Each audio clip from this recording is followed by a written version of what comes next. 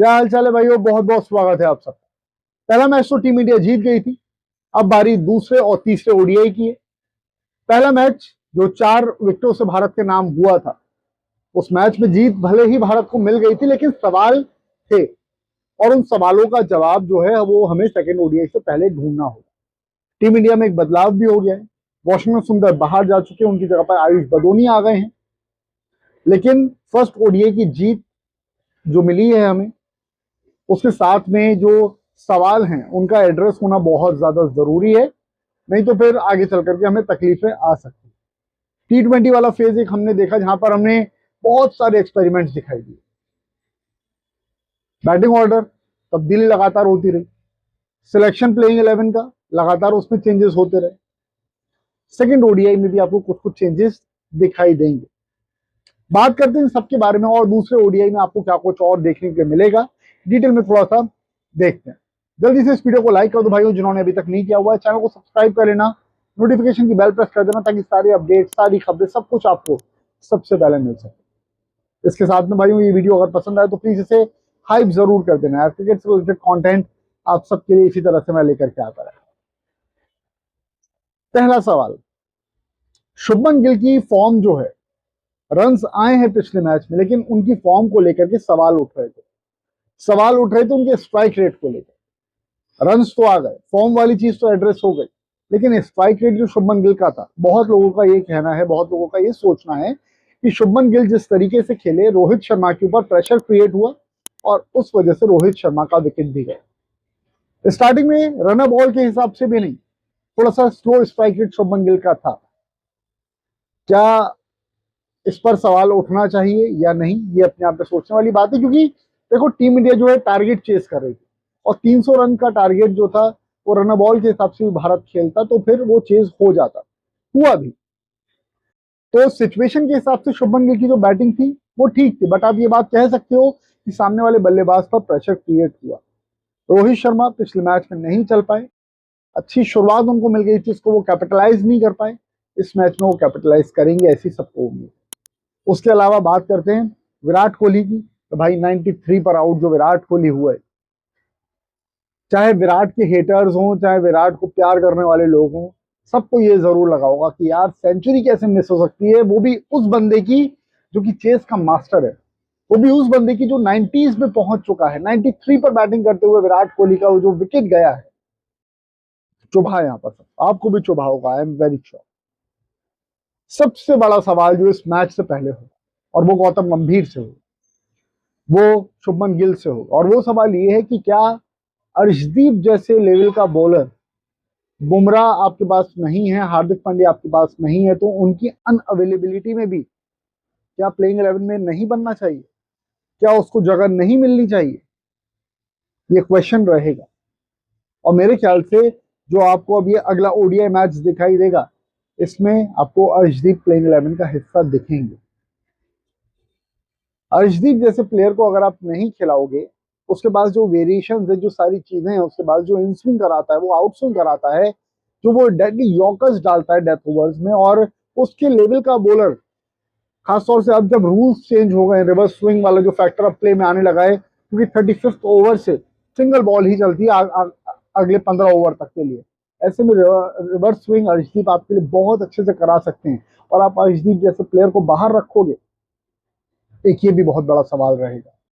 मेरे हिसाब से तो वो बाहर नहीं होने चाहिए, बट शायद अब प्रसिद्ध कृष्णा को आप सेकंड मैच से बाहर कर दो तो उनके ऊपर भी आप एक तरीके से गलत ही करोगे, क्योंकि एक ही मैच खेल करके आप उसको बाहर नहीं कर सकते। ये देखने वाली चीज है।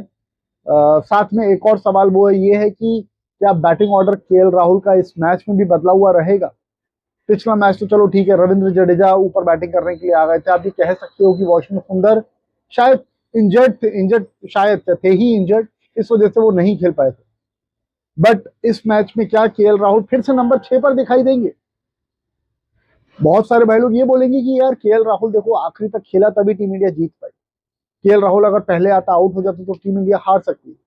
बट मेरा सवाल ये कि यार केएल राहुल पहले तक आता, अगर मतलब नंबर 5 पर आता, तो ये सिचुएशन शायद क्रिएट ही नहीं होती जो आखिरी तक एकदम मैच गया। केएल राहुल ने प्रूव किया है अपने आप को हर बैटिंग ऑर्डर पर। 5वें नंबर पर बहुत कंसिस्टेंट रहा है केएल राहुल।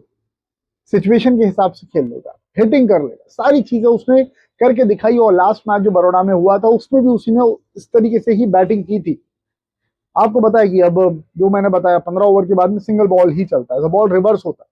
और अगर बॉल रिवर्स नहीं होता तो 15 ओवर वो बॉल ऑलरेडी, मतलब 15 ओवर चला हुआ बॉल रहता है, उसके बाद फिर 15 ओवर और वो बॉल चलता है। तो ऐसे में बॉल की कंडीशन जो है वो भी अच्छी नहीं रहती। अगर बॉल रिवर्स नहीं होता तो फिर बॉल जो है वो हल्का सा सॉफ्टन हो जाता है, बैट पर उस तरह से नहीं आते जिस तरह से पहली बार में बॉल आता है। तो बैटिंग करना डेथ ओवर्स में डिफिकल्ट रहता है, बट आप चाहोगे कि वो डेथ ओवर्स आए उससे पहले ही टीम इंडिया मजबूत सिचुएशन में पहुंच चुकी हो मैच में।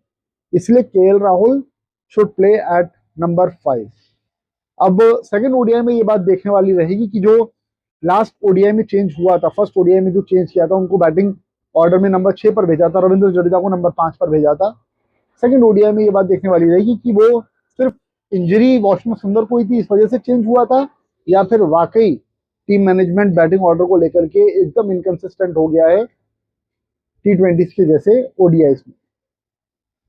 ये सारी चीजें रहेंगी जिनका जवाब हम सबको तलाशना रहेगा। और उम्मीद इस बात की रहेगी कि टीम इंडिया इस मैच में भी जीते, सीरीज पूरी तरह से भारत यहीं पर पकड़ ले, और विराट कोहली का जो 100 मिस हो गया है वो इस मैच में दम है। रोहित शर्मा का जो 100 मिस हो गया, 100 मिस ही बोलूंगा भाई मैं, वो जिस फॉर्म में विराट कोहली रोहित शर्मा दोनों चल रहे हैं। रोहित शर्मा को अच्छा स्टार्ट मिल जाता है, इस मैच में भी अच्छा स्टार्ट बोलें जिससे कि टीम इंडिया को अच्छा स्टार्ट मिले और वो बड़े स्कोर को तब्दील करें, बड़े स्कोर में अपने उस अच्छे स्टार्ट को तब्दील करें। तो ये सारी कुछ चीजें रहेंगी जो कि आपको एड्रेस करनी होगी। और न्यूजीलैंड के सामने आपकी गेंदबाजी जो है वो हल्की सी आपको कमजोर दिखाई देगी अगर आप अर्शदीप को नहीं खिलाओगे तो, क्योंकि बुमराह आपके पास नहीं है, हार्दिक पांड्या आपके पास है। क्या नीतीश कुमार रेड्डी को मौका देंगे, ये भी देखने वाली चीज रहेगी। तो ये सारी कुछ चीजें हैं, क्या कुछ होना चाहिए उस बारे में हमने बात कर ली है, क्या कुछ समझना है, क्या कुछ देखने वाली चीजें हैं, वो सब भी हम डिस्कस कर चुके हैं। अब बस इंतजार है सेकंड ओडीआई के शुरू होने का और टीम इंडिया का जीतने का। रोहित का अच्छा स्कोर आ जाए, विराट कोहली का अच्छा स्कोर आ जाए और शुभमन गिल की जो फॉर्म है वो भी अच्छी चली जाए। अभी इस वीडियो को यहीं पर रोकते भाइयों। Thank you so much for watching. Please यार जाते जाते इस वीडियो को लाइक जरूर कर दो। चैनल को जिन्होंने सब्सक्राइब नहीं किया हुआ है प्लीज सब्सक्राइब कर दो। नोटिफिकेशन की बेल जिन्होंने प्रेस नहीं की है प्लीज प्रेस कर देना। सारे अपडेट्स, सारी खबरें, सब कुछ आपको यहाँ पर मिलता रहेगा। और टेलीग्राम चैनल से जुड़ना बिल्कुल नहीं करते, हर अपडेट आप सबके लिए टेलीग्राम पर सबसे पहले आ जाता है। तो टेलीग्राम से जुड़ने के लिए इस वीडियो के डिस्क्रिप्शन, कमेंट सेक्शन दोनों जगह पर आपको लिंक मिलेगा, क्लिक कीजिए, डायरेक्टली आप टेलीग्राम पर पहुंचेंगे, सारे अपडेट्स आप सबको मिल जाएंगे। फिलहाल अभी इस वीडियो में इतना ही है। Thank you so much for watching, bye bye, see you, love you all.